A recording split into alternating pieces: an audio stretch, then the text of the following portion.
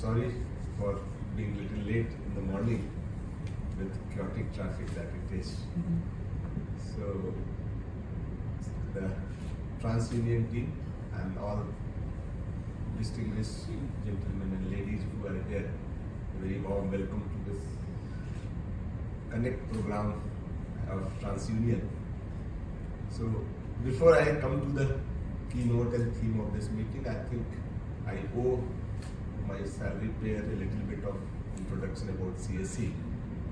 I don't know how many of you know the Common Services Center or CSC. CSC is, or CSC E-Governance Services India Limited, that's the company I hail, is a government promoted private company which came into existence sometime in 2009. But Common Services Center as a scheme of Government of India came into existence in 2006 and still continues. And when it came, it was considered to be a bold experiment with lots of doubt pitched in, because the policy makers had some very tough task assigned. They wanted to give the benefit of digital revolution to those who were not that digitally savvy in the rural areas.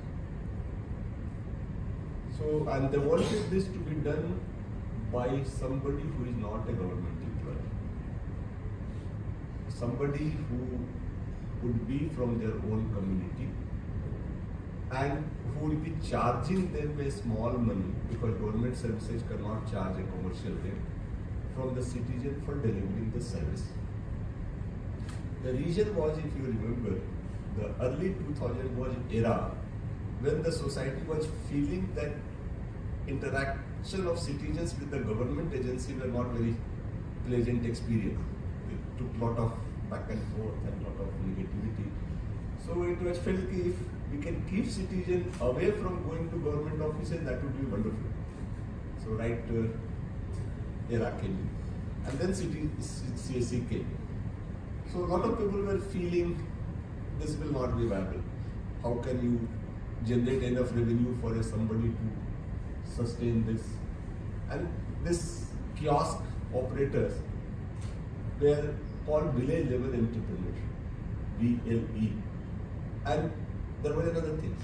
It was also told that we will not subsidize those village kiosks in any manner. They have to bring their own infrastructure, they have to run that. So there were lots of debate. There were clearly two groups. One said it will not survive, one said it will survive. Things ran in 2015, it was revamped massively, the whole concept did. And since then, it has picked up. And I'm happy to share as an experiment, it has not only survived, it has become successful. Today we have about 600,000 centers operating across the country. And I think we have presence in almost all Gram Panchayats and most of the villages also. And today, as a kiosk or physical infrastructure, this is the largest network in the country, surpassing even post office. And they are viable. No subsidy. It's a profitable company which gives dividend to its shareholders. As I said, it's a government promoted private company, so most of the shareholding is, in fact, Government of India has just one share, golden share. It controls the policy. So CSC as an experiment has been successful, and it has been successful in bringing the changes. The financial inclusion, expansion of digital innovations, reducing the digital divide, it has been. Its transactions are quite huge in number in terms of. So with that CSC, we are working with lots of financial institutions, lots of institutions like Civil Union, TransUnion, Civil and all, to promote that formalization of credit and bridging the gap in the credit access. Because when TransUnion, about this workshop we were talking of, I was reminded of this late 60s and 70s when I think those of you who were at that time some in the schools or I must have heard that one of the reason for social uprising, rise of left-wing extremism, was this non-availability of credit from the formal sources in the community. That was the reason for Naxalism taking large-scale shape. Because I'm told the total number of rural bank branches in that period was just about 1,833 in 1969. NBFC were not there, MFI were not there.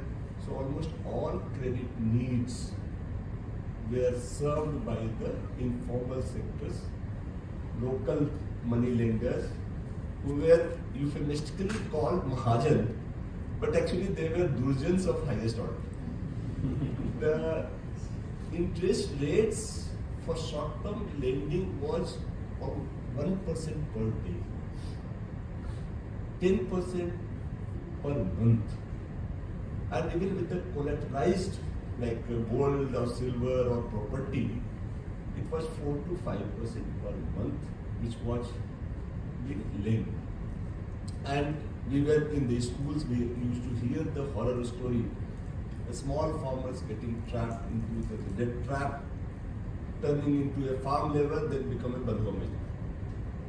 And if you see the stories of that period, even if father has taken the loan, son would become a bandhomai.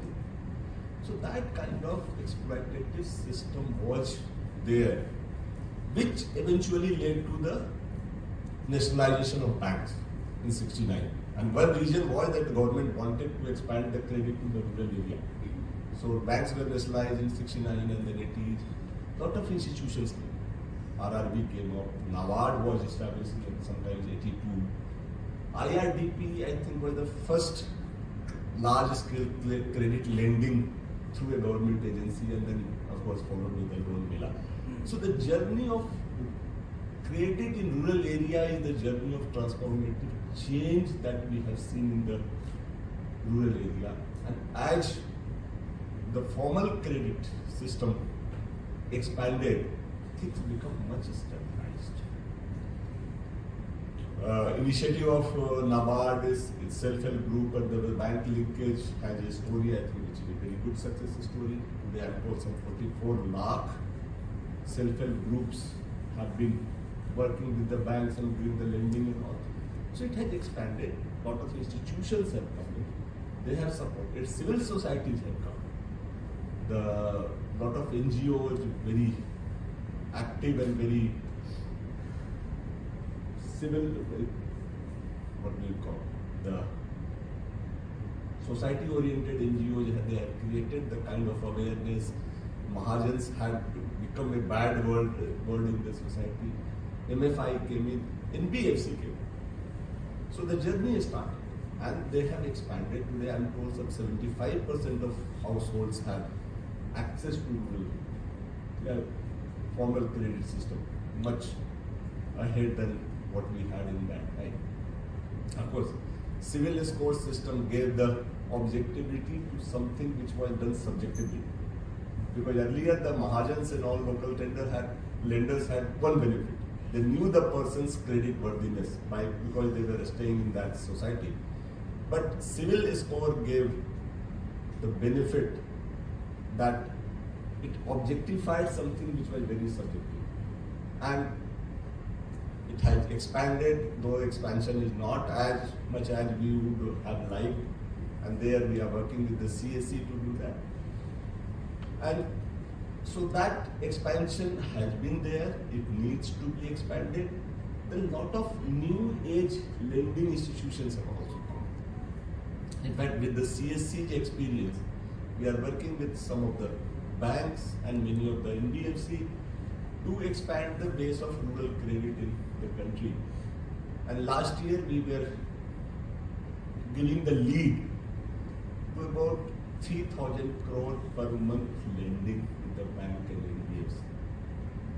And with our experience in that, in fact, with one bank, once we were discussing with the senior management saying कि gold loan वहाँ rural areas में अभी भी बहुत penetration नहीं हुआ. why not we take a step and expand the network. So within 2 to 3 months of our intervention, we were disbursing more 300 crore worth of gold loan every month.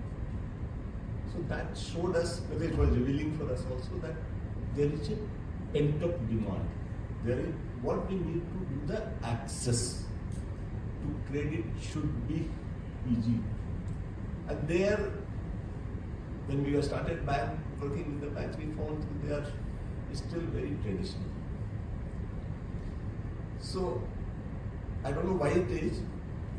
They are not into the mood to take the full advantage of the digital revolution that has taken place, benefits that they is providing. So if we think of expanding the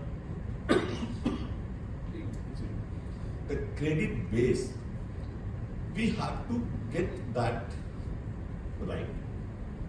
But somehow, now, I don't find a rural person being very comfortable going to a bank branch or to an NBFC office.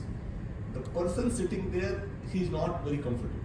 The suit boot, talking to just Hindi or English, and the local native, he's not very. But with the VLE, he's very comfortable because he's the local person, talks to him. So he explains him everything, gets in touch with him. So lead generation helps him getting the formal credit. But the process it, I don't understand why, based on the documents submitted by him, in principle, consent or denial be given within 24 hours. Now today in the age of technology, with the CSC being present, whatever documents you want to be uploaded, that can be uploaded at CSC centers.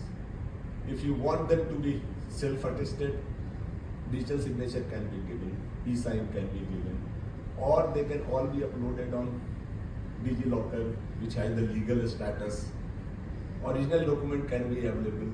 If you want to interview the person, you can have it through a secure video conferencing, talk to him, whatever. Whatever algorithm you want to use for in principle approval. Account aggregator facility is available. Civil union, civil scores is facility is available. So whatever data you want, it can all be given to a CSC center, 5 lakh across the country. Take the data, but tell him whether he will get the loan or not get the loan, subject to verification of his claims within 24 hours. Because if he wants a loan, he can't wait for a month to get the confirmation. It's not happening with many of the banks because they have their own check. Thankfully, we are finding that traction with the NBFC.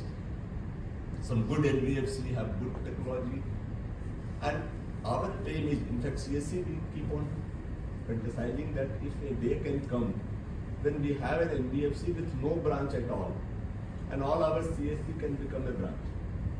They can do everything that needs to be done at the first stage. Only that you need to go to the place of that person to have a feel of it, smell the air, see the environment. You go make a visit, but visits can be lowered. So if that stage can be attained, I am sure the credit will expand. And formal credit will expand, that will reduce the rural stress. So my request and my suggestion to all those who are interested in expanding the rural credit footprints, use the technology, can we all use that? Because today technology is capable of meeting all your demands. There is no limitation on technology. We are willing to sit with such institutions, work with, make it technologically so robust that all precautions, all measures that you want to take by physical examination can be done. Physical examination visits can be limited, and that will reduce the cost. Because I am also told that disbursing low ticket loan is very high. Cost of disbursing low ticket loan, and that's why the banks and others are not interested in that. This cost can easily be reduced through the CSC, and it will give the company. So credit expansion, if we really want to do that, we have the mechanism, and we should, all agencies should use the technology to sanction as quickly as possible. This is a one part. Second is sanction is one. Repayment is another part. Now repayment also, if you see, we are very comfortable with EMI, equalized monthly installment. Sir, why? What is so important about this monthly? Because we get our salary monthly. Most of us, we get our salary monthly. Look at the village. Do they have a equal monthly income? No. There is huge seasonality in that. All farmers get the huge money when the crop comes. Small retailers, shopkeepers, their sale is very high in festival season or the marriage season. There are dip in the monsoon season. So that there is a huge variability in the income of borrower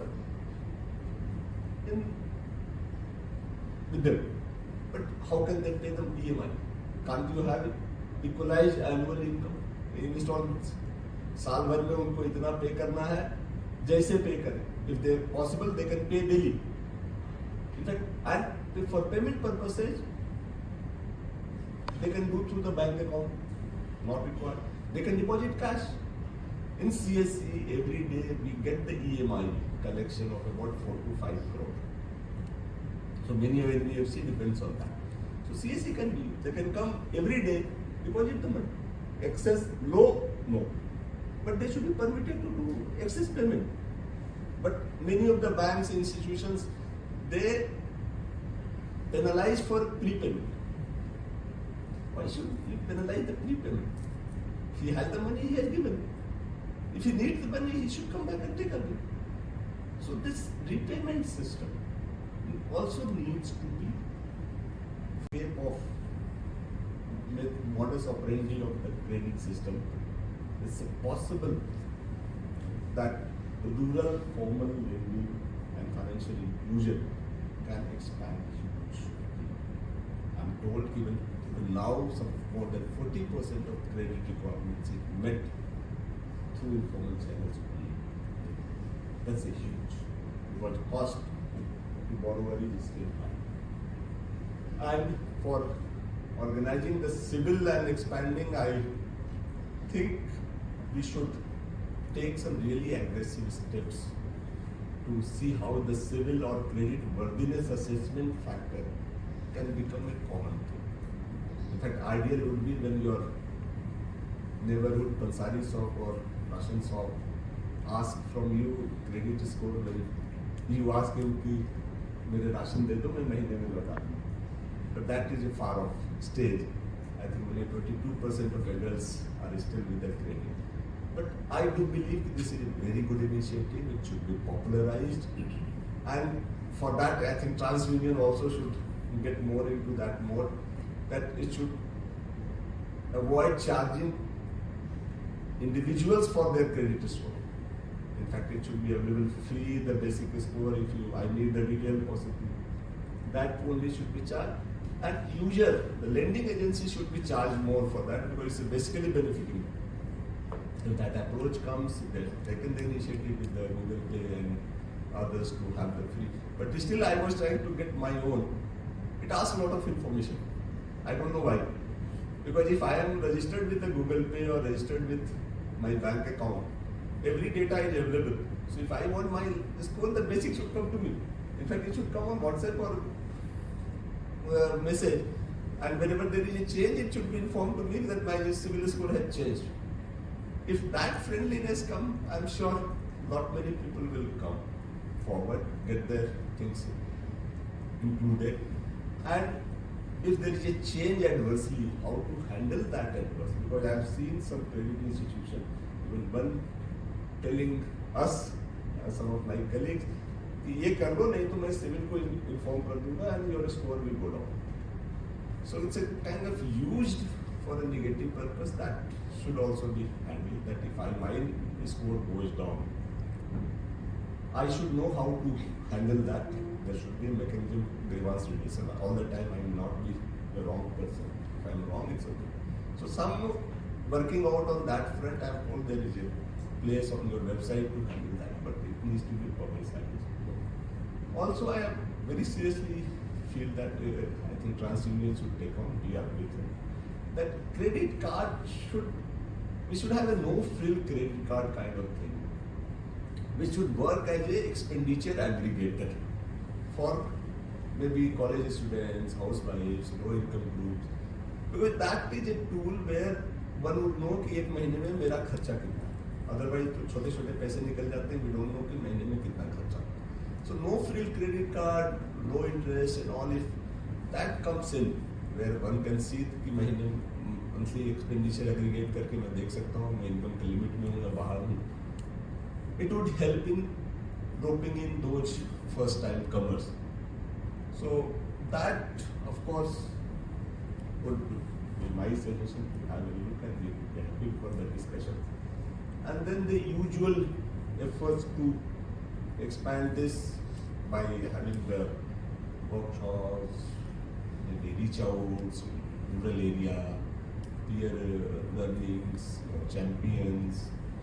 That of course we are willing to help you on that. And probably I was discussing with Madam Alabat that if we can get the data from microfinance institutions, even self-help groups who do the lending or JLG group lending, along with electricity bill, utility bill and others bill, regular payment bills, that would also initiate the civil score updation and sharing will help.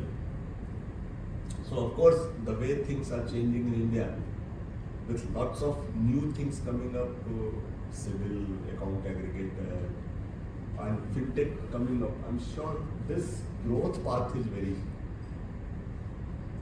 upward mobile, and with the whole team working on the other agencies coming in, lots of new fintechs coming up, new innovations coming up, we have a much better day ahead. The institutions, both government and private in the past, have done a human service from 70s to 2020. Lot of efforts have gone from both sides, and fruits will be coming now. I'm sure the whole team out here, we can have the discussion and look to way forward.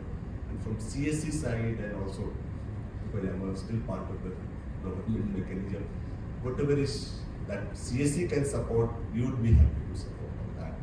And I would be happy to have the deliberations and discussions for the day. So thank you very much, and thank you for giving me the opportunity to share my thoughts. Thank you.